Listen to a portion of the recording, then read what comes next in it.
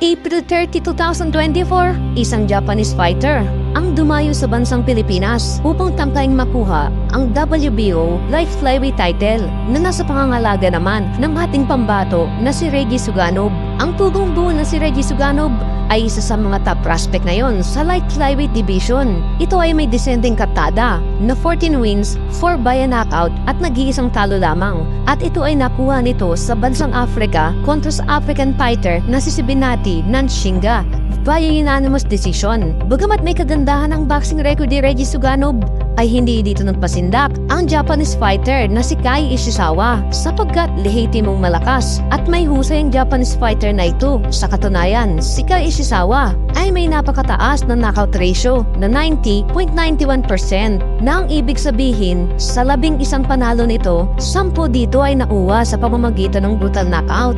At isa sa mga naging biktima nito ay ang ating kababayan na si JC Berabsede, kung saan round 5 lamang ang tinadal ni Absede sa laban. Kaya naman, ang laban na ito ay isang malaking pagsubok para sa ating kababayan na si Suganov. Para at sama-sama nating panoorin ang highlights ng kanilang bakbakan. Pero bago tayo magumpisa, kung ngayon ka lang napadaan sa ating channel, ay huwag kakalimutan mag-subscribe upang updated ka sa mga latest trends sa mga Pinoy boxer. And this is scheduled for 12 dito po sa ating venue, the Holy Name University Gymnasium here in Tagbilaran. 1 is now underway. Naka-pink po itong si Ishizawa at ang ating Pilipinas. Sa pagpasok ng round 1, ay nagpapakiramdaman pa ang bawat manlalaro. Ngunit bahagyang nakalalamang dito ang Pinoy nang madalas itong nakakapagpatama ng mga kombinasyon. Dahilan ito upang maghiyawan ng malakas ang mga nanonood. So dito po sa round number 1, nakakapaan pa sila. Who's more of a boxer, a stylist, and he is a power hitter, but now he's displaying some power. 4-punch combination, no response for Ishizawa. With a very young Luisito Espinosa, the way he's built and the hand speed, perhaps of Rolando Navarrete. Of course, the light flyweight division is where the most championships have been taken by Filipinos. Suganov, sinusubok-subukan pa rin kung gaano katibay ang sikmura 27-year-old from Japan has.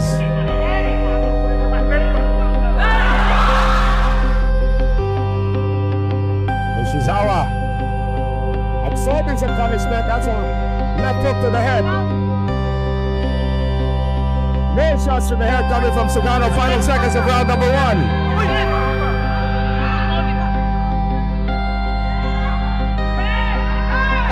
Great surge there coming from Ishizawa. But round for his first loss against a fellow Sa round 2, ay patuloy pa rin nakalalamang ang ating kababayan nang magawa nitong pakainin ng mga uppercut at mga hook punches ang Japanese fighter. Si Noel Zarate para sa PTV4.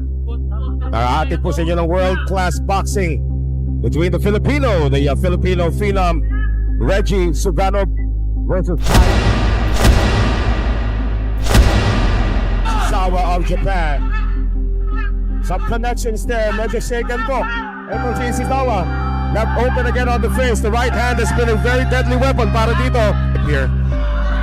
Siyempre sa pagbubukas na round number 2, buhos ka agad ang binigay dito ni Filipino phenom Reggie Suganov. Now trying to go for the body Ishizawa, which could be a good idea against a taller fighter. Tanda po natin that Ishizawa only a shade above 5'1", but he's got a lot of power. Good center of gravity for 12. Now body shots being exchanged by both fighters. And it appears that Suganov has now tasted how powerful those punches can be. Mukhang hindi niya pa masyadong iniinda. An advantage and about a 4-inch reach advantage as well. Shots to the body. Better defense actually here for Ishizawa, pero nakakalusot pa rin. And so far the strategy of the Japanese fighters just plow forward and try to go for the body. Final 10 seconds of the round. Still more body shots being thrown by Ishizawa.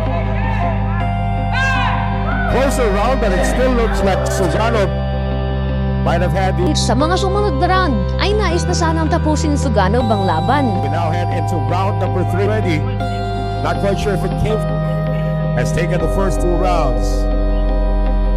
His 11 wins, 10 wins coming by way of knockout. His last 4 bouts Vince Paras in his last outing just last year in October. So this is his first 5 seconds.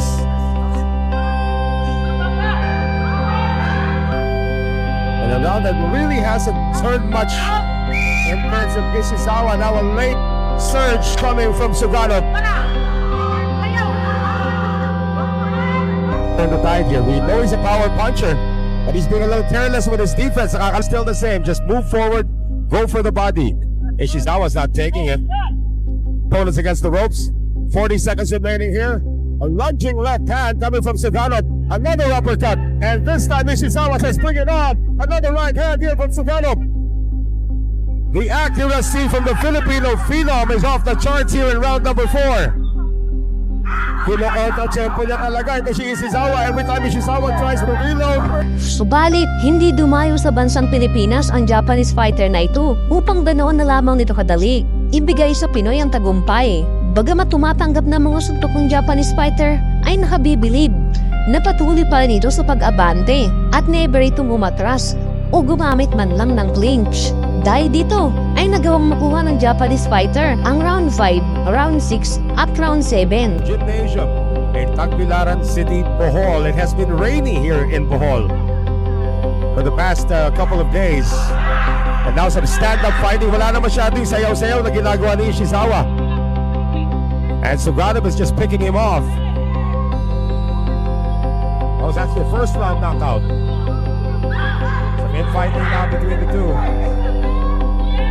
Final minute of the 5th. What? When you see your opponent's white tops with a little bit of blood, you're already concerned. So far, Ishizawa is actually doing well until that right hook delivered by Suganov, but now Ishizawa, he's getting... Oh, good exchange there. Ishizawa had the better of it though. Another jab coming in for the Japanese. A lot of misses here for Suganov. Dagdag pa dito, ang sugat sa noo ng Pinoy na nagdudulot ng matinding pagdurugo. Delikado ito sa party Suganov sapagkat maaaring ipatigil ng doktor ang laban at ideklar na panalo ang Japanese fighter. Sa pagpapatuloy ng laban ay mamabaka sa mukha ng parehong mandirigma ang hirap at tindi ng bakbakan. Suddenly bumuhos na naman si Suganov. Not very accurate on the punches but still enough to get the crowd into it. Ito ay dahil sa halos magkapantay nilang lakas na pinapamalas ng bawat isa. Body exchange. About a minute remaining here in the 6th. Ang Japanese fighter na si Ishizawa ay halos nakapikit na ang mga mata dahil sa tinamong mga suntok nito. Ang Pinoy naman ay walang tigil ang pagdurugo ng noo nito. Gayunpaman, nagpatuloy lamang na mainit ang takbo ng sagupaan. Good left coming from Suganov. But again, Ishizawa just wants to pin him against the ropes and throw 1 million punches. Uppercut. Gets through another combination here.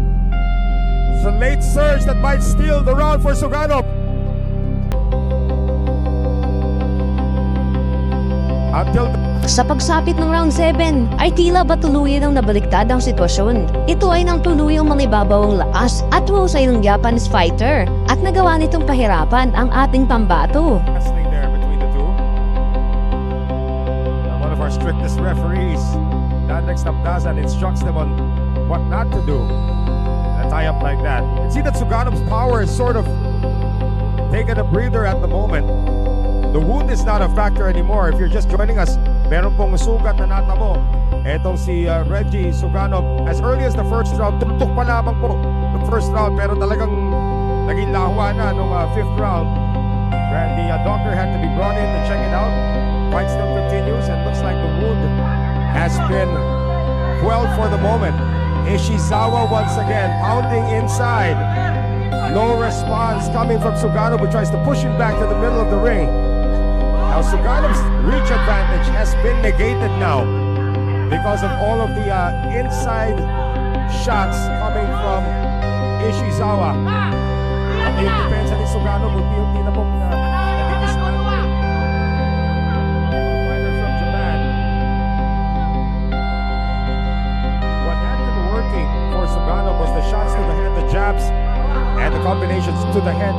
Kasi unti-unti na nga napapasara na niya yung mata ng kanyang kalaban. But in this case, boy, Ishizawa looks like the first 5 rounds were just a testing Two combination shots. Launched there by Suganov. Hindi man lang natinag. Ito si Ishizawa. Now Ishizawa has been knocked out once in his career. And he did suffer that knockout loss against Masataka Taniguchi in 2019. Make that in 2022. It was a 10th round TKO.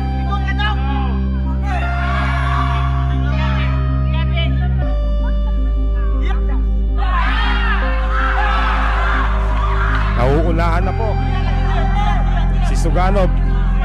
Again, the reach advantage has been totally negated. Now watch out for the low blows. Taniguchi has really, Ishizawa has really flipped the script here. Naging flat-footed na itong si Suganov. He is retreating, and every time he tries to pull off something, Ishizawa is in his face. Another round looming towards the fighter from Japan. Suganov was so accurate the first 3 rounds, now he can't hit anything. And Subalit sa pagsapit ng round 8 ay nakipagsabayan na rin ng lakas-lakas ang Pinoy. Ito ay dahil habang tumatagal ang laban ay lalong lumulubha ang pagdurugo ng sugat nito sa ulo na maaaring magnisanhin ang pagtatalo nito. Kaya naman, nagdesisyon na ito na ibigay na ang buong lakas nito sa round 8 upang magkaalaman na kung sino talaga ang totoong matibay. Ishizawa na body hunting. Di na muna niya pakikialaman yung sugat sa ulo nitong si Suganov, which has opened up again. Not quite sure if it came from an accidental headbutt. And some power shots to the body as well from Suganov. He's trying to destroy the timing of Ishizawa. And it looks like here in the 8th round, Suganov has been successful so far. Nawala sa timing ng bahagya itong si Ishizawa. Again, Suganov needs to use his length. He's got about a 3 or 4 inch reach advantage. He has a 4 inch height advantage over his opponent. And again, itong si Ishizawa is just trying to make inroads in the junior flyweight division after campaigning most of his career as a minimum weight.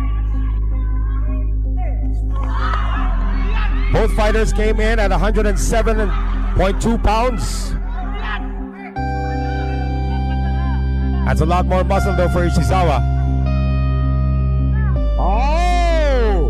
Ishizawa got staggered there. Hanggang maya-maya pa ay isang left hook mula sa Pinoy ang tumama sa ulo ng Japanese fighter. Hindi ito bumagsak, subalit ito ay naging dahilan ng pagkawala nito sa balanse hanggang sa sinundan pa ito ng isang 1-2 combination na tuluyang nagpabagsak sa katabang na Japanese fighter. By the left, and another one. Ishizawa is down. Sa pagbagsak ng Japanese fighter ay agad itong tumayo at hindi na pinatapos ang pagbibilang ng referee. Tila ba nais nitong iparating na nakachamba lamang ang Pinoy sa tirang iyon. Dahil dyan, nagawa pa nitong magyabang at tila ba nagahamon pa. Sa pagkakataong ito ay nais namang tapusin ni Suganov ang laban. Subalit, sadyang matibay at matapang talaga ang Japanese fighter. Bagkos, sugod pa rin ito ng sugod. The blood wants to get it back. Oh, great right coming from Ishizawa. Napatras to si Suganov. Ishizawa missing. Less than a minute remaining here in this pivotal 8th round. 1 knockdown scored already, so this is a 10-8 round for Suganov. The question is, can Ishizawa get the knockdown back? That right hand earlier sent Suganov backwards. Nakabawi na ba? 3-punch combination. All power shots. Another connection to the head. And throwing in the towel. Hanggang maya-maya pa ay pinauna na nito ng bari-barikadang kombinasyon ni Suganov. At ito ang naging dahilan upang tuluyan ng sumuko ang corner ng Japanese fighter. Subalit, tila ba huli na ang lahat? Sapagkat bago pa ihagis ng coach ng Japanese fighter ang towel, ay bumagsak na ang kanilang pambato. Side of Ishizawa, it's over. Manuba ang pinsalang tinamo ng Japanese fighter at nangailangan pa ng stretcher at oxygen upang ilabas ito sa venue. Dito ay Nakuha ni Regis Suganov ang panalo at matugumpay itong depensahan ng kanyang titulo. Hanga naman ang pinakitang lakas at tapang ng Japanese fighter. Kung ating matatandaan, ay never itong umatras sa buong panahon ng laban. Subalit, hindi ito naging sapat upang makuha nito ang tagumpay sa kamay ng isang Pinoy na mandirigma. Kung nabitin ka naman sa ating video, ay inaanyaan kitang mag-subscribe at pindutin ang bell button para updated ka sa mga kalidad na boxing topic. Maraming salamat po.